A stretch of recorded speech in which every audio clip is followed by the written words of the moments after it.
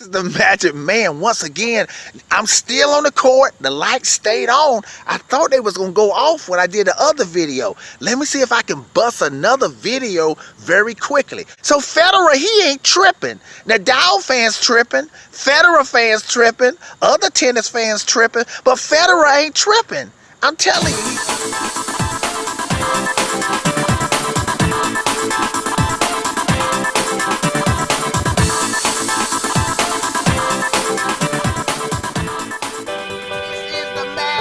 Man, tennis preacher, prophet, psychic, and tennis pastor, coming back at you again with another video, and I'm gonna try to make this one quick.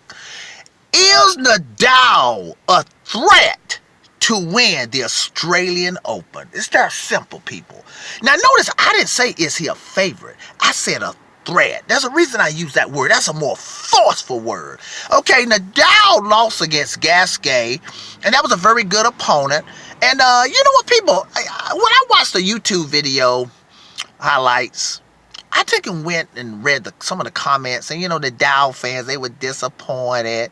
And then there was haters of Nadal saying, you know, you had the Nadal haters, you know, making fun of Nadal because he lost. Okay, the tennis prophet is way beyond that silly level. Okay, this is the way I read the match here.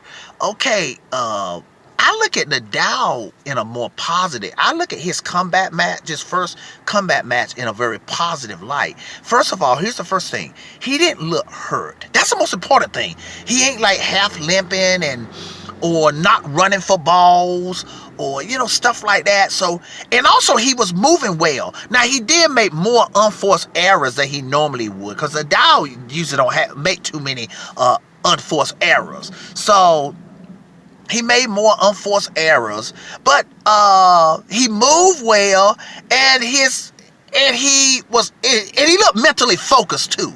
So now, forget it, man. This loss don't mean nothing. This is exhibition stuff just to get you warmed up, and Nadal knows that. So forget what even his fans say and what the haters say too. So now, let me get back. Now, listen, Nadal ain't playing well enough for me to say he's the favorite and put him above Federer winning the Australian Open. But I'm gonna tell you though what I did see. This is what I take. And people, this video is pretty well over. Nadal is a threat to win the Australian Open, and he's also a threat to just beat major players later in the later rounds. He's a threat. I mean, to make it to the finals. He's a threat to knock out top level players. Okay? And I mean top level. Now, it's on a scale of 1 to 10, let's say 10 is the biggest threat of all time to win the Australian Open. Where would I put him at? I'm going to be honest, I put him at a 6.5. And I'm going to tell you why I'm saying this. Nadal is great enough to put together his game match by match. I mean, you really don't want to do that. You want to be set at your level, but Nadal is great enough to do that. He sort of did it in the U.S. Open.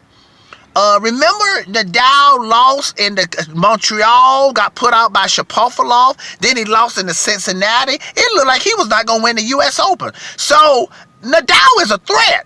I'm telling you, he is a threat. And let me tell you what Nadal got that make him a serious threat. I should up it to 7 or 7.5. Not only is he great enough, not only has he won the Australian Open, he got the level stuff. Like, he can raise his level. And if you can raise your level, you can play low level, barely get out of a match in the third round, and then raise it high level the next round. Okay, people? And as long as you know, the only thing that can keep a great player from raising their level is if they are hurt. And like I said before, Nadal don't look like he's hurt. He's not moving like he's hurt. And if he's hurt, it's really subtle. Okay, people? So, is Nadal a threat? Yeah, he's a big threat to win the Australian Open. Do I think he's going to win it? I don't think he's going to win it, but he's a threat, a big threat to win it. And the threat could get bigger as we go into the later rounds. Tennis preacher, tennis prophet, tennis psychic.